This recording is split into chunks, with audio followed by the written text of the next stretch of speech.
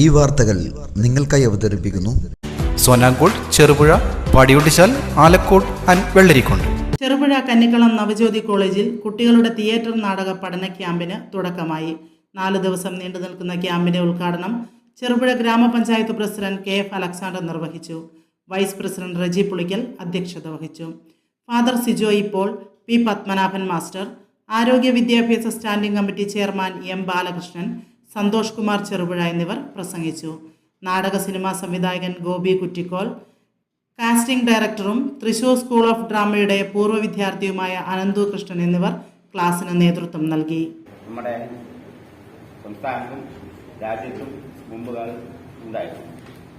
അതിനൊക്കെ ജനങ്ങളെ ബോധവാന്മാരാക്കിയത്, അതിനെ പ്രതികരണശീലം വളർത്തിയെടുത്തത് നാടകം ഉൾപ്പെടെയുള്ള കലാമാധ്യമങ്ങളുണ്ട്. അതിൽ പങ്കുവഹിച്ച സാഹിത്യം പങ്കുവഹിച്ചിട്ടുണ്ട്, രാഷ്ട്രീയ പ്രവർത്തനങ്ങൾ പങ്കുവഹിച്ചിട്ടുണ്ട്. ഇതിനൊക്കെ ഉപയോഗപ്പെടുത്തിയത് നാടകമായി. മുമ്പുകാലത്ത് നമ്പൂതിരിയായത് സ്ത്രീകൾ ദുരന്തങ്ങൾ ഒരുപാട് അനുഭവിച്ചിട്ടുണ്ട്. ശേഷമാണെന്നാണ് ഞാൻ വിചാരിക്കുന്നത് കേരളത്തിൽ ആദ്യമായി ഒരു നാടക പഠനത്തിന് വേണ്ടി ഒരു സ്ഥാപനം ആരംഭിച്ചു, സ്കൂൾ ഓഫ് ഡ്രാമ തൃശ്ശൂർ. അതിൻ്റെ ആദ്യകാല പ്രവർത്തകരൊക്കെ, പ്രധാനപ്പെട്ട ആളുകളൊക്കെ മരണപ്പെട്ടെങ്കിലും ഇപ്പോഴും അത് കോഴിക്കോട് യൂണിവേഴ്സിറ്റിയുടെ ഭാഗമായിട്ടാണെന്നാണ് ഞാൻ കരുതുന്നത്. കോഴിക്കോട് യൂണിവേഴ്സിറ്റിയുടെ ഭാഗമായി ഇപ്പോഴും തൃശ്ശൂർ അത് പ്രവർത്തിക്കുന്നുണ്ട്. ശങ്കരപ്പിള്ള സാറും കാവാലൻ നാരായണ പണിക്കരും വേണുക്കുട്ടൻ നായർ സാറും ഒക്കെയാണ് അതിൻ്റെ ആരംഭഘട്ടത്തിലുണ്ടായിരുന്ന മലയാളം എന്നും ആദരിക്കുന്ന നാടക പ്രവർത്തകർ. പിന്നീട് നാടകം, ഈ പ്രൊഫഷണൽ നാടകം എന്ന് പറയുന്ന നാടകവും തിയേറ്റർ എന്ന് പേര് വിളിക്കാവുന്ന നാടകവും എന്നുള്ളതിൽ 2 തരത്തിലേക്ക് തിരിയുകയുണ്ടായത്. തിയേറ്ററുകൾ ഇന്നും സജീവമാണ്. ചില സ്ഥലങ്ങളിൽ, ചില നഗരങ്ങളിൽ, ചില നാടക പ്രവർത്തകരുടെ ആശ്രയിച്ച് തിയേറ്ററുകളും സജീവമാണ്. നമുക്ക് പരിശീലകനായി കിട്ടിയിരിക്കുന്ന ശ്രീ ഗോപി 15 വർഷമായി കുട്ടികളുടെ തിയേറ്റർ നടത്തിക്കൊണ്ടിരിക്കുന്ന ആളാണ്. അല്ലേ സാർ? 15 വർഷമായി കുട്ടികളുടെ തിയേറ്റർ നടത്തിക്കൊണ്ടിരിക്കുന്ന ആളാണ്. അതവിടെ ഒരു സ്ഥലത്ത് താല്പര്യമുള്ള കുട്ടികളെ ചെയ്തുകൊണ്ട് ആ തിയേറ്റർ പ്രവർത്തനം മുന്നോട്ട് പോയിക്കൊണ്ടിരിക്കുകയാണ്. അദ്ദേഹം ഉത്തര കേരളത്തിലെ അറിയപ്പെടുന്ന നാടക സംവിധായകനാണ്. 2-3 സിനിമകളും അദ്ദേഹം കൈവച്ചിട്ടുണ്ട്. അത് പക്ഷേ ഈ തിയേറ്റർ പ്രൊഫഷണൽ എന്നുള്ള വ്യത്യാസം പോലെ തന്നെ സിനിമയിലും ആ തരത്തിലുള്ള വലിയ കമേഴ്ഷ്യൽ വിജയം നേടിയ അല്ലെങ്കിൽ കമേഴ്ഷ്യൽ സിനിമകളായിരുന്നു എന്ന് ഞാൻ വിചാരിക്കുന്നില്ല. ഇപ്പോൾ അനന്തകൃഷ്ണനാണെങ്കിൽ BTA ബിരുദധാരിയാണ്, bachelor of theatre arts, school of ഡ്രാമയിൽ നിന്നാണ്. അപ്പോൾ നമുക്ക് പ്രഗത്ഭരായ 2 നാടക പരിശീലകരെ കിട്ടിയിട്ടുണ്ട്. പിന്നെ പഞ്ചായത്ത് പ്രാദേശിക ഭരണകൂടമാണ്, അങ്ങനെയൊക്കെയാണ് പറയുന്നത്. ഈ പ്രാദേശിക ഭരണകൂടത്തിൻ്റെ പണി റോഡുണ്ടാക്കുക, പാലുണ്ടാക്കുക, കക്കൂസ് ഉണ്ടാക്കുക, വീടുണ്ടാക്കുക, ഇത് മാത്രമല്ല. അതേപോലെ തന്നെ സാംസ്കാരിക രംഗത്തും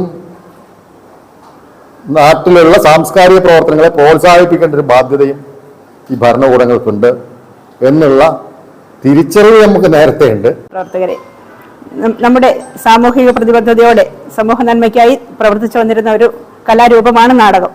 അപ്പോൾ ഇന്ന് നമ്മൾ വനിതകളെയും അതുപോലെ തന്നെ കുട്ടികളെയും ആ നാടകത്തിലേക്ക്, ഇപ്പോൾ കുറച്ചു കാലങ്ങളായി നാടകത്തിന് പഴയ ഒരു പേരുകൾ ഇല്ലെങ്കിൽ പോലും അതിനെ ഒന്നുകൂടെ പുതിയതായിട്ട് കുട്ടികളിലേക്കും സ്ത്രീകളിലേക്കും ഒക്കെ എത്തിക്കുന്നതിൻ്റെ പരിശ്രമത്തിൻ്റെ ഭാഗമായിട്ടാണ് ചെറുപുഴ ഗ്രാമപഞ്ചായത്ത് പദ്ധതി വെച്ചുകൊണ്ട് തന്നെ കുട്ടികളുടെയും വനിതകളുടെയും തിയേറ്റർ പരിശീലനം എന്ന രീതിയിൽ പദ്ധതി നടപ്പിലാക്കുന്നത്.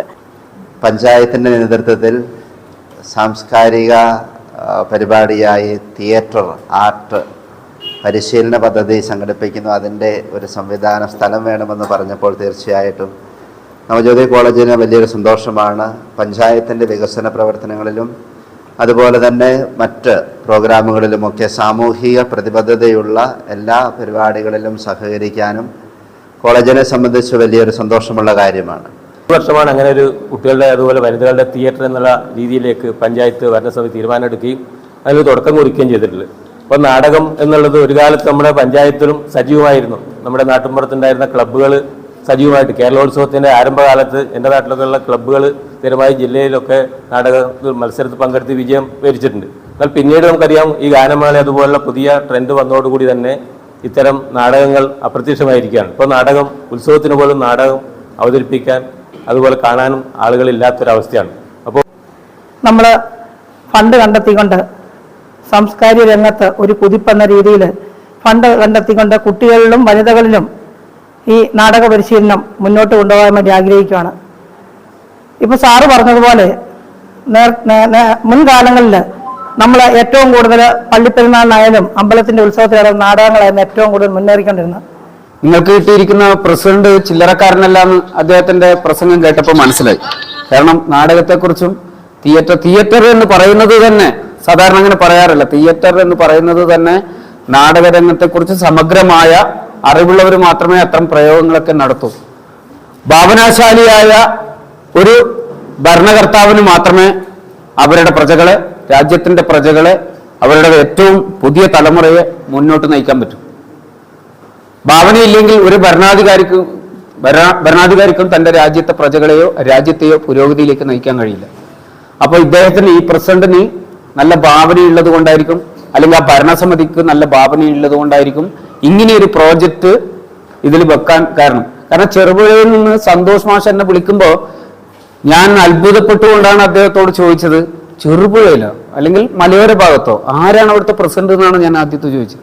അപ്പൊ എന്ത് മാഷം അങ്ങനെ ചോദിച്ചാൽ? അങ്ങനെയല്ല, ഇത്തരം പദ്ധതികളെല്ലാം അലക്സാണ്ടർ സാർ പറഞ്ഞതുപോലെ റോഡ്, പാലം, കെട്ടിടം അല്ലെങ്കിൽ മറ്റ് പദ്ധതിയിലേക്ക് മാറുകയും ഏറ്റവും മനുഷ്യനെ അല്ലെങ്കിൽ ലോകത്തെ നവീകരിക്കേണ്ട മനുഷ്യനെ വാർത്തെടുക്കുന്നതിൽ, കലാപരമായി വാർത്തെടുക്കുന്നതിൽ എല്ലാവരും പുറകോട്ട് പോവുകയാണ്.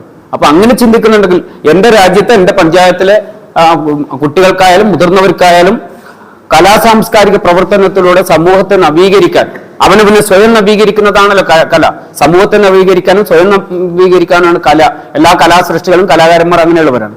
അങ്ങനെ വാർത്തെടുക്കാൻ കഴിയണമെങ്കിൽ ആ പഞ്ചായത്ത് ഭരണസമിതിക്ക് അല്ലെങ്കിൽ ബ്ലോക്ക് പഞ്ചായത്തിന് അല്ലെങ്കിൽ പ്രാദേശിക ഭരണകൂടങ്ങൾക്കെല്ലാം അങ്ങനെ നല്ല ഭാവന വേണം. ഏതായാലും